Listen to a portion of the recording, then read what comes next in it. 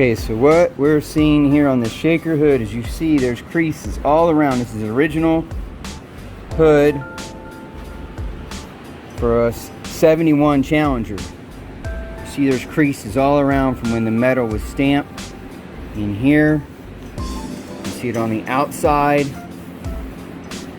right here, and the inside. You can see it all around here. And what Eddie's doing is putting on some wax to bring it out. You can see it all in there. Look at the shine. Look at that.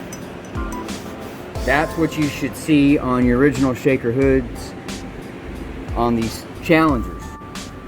Cuda might be slightly different, but if you buy a shaker hood kit and you see it's all perfectly smooth, then you know it's nowhere near original. Right here, look at that. That's original. That's the kind of things you need to look for when you're looking at shaker hoods. Look at the front here.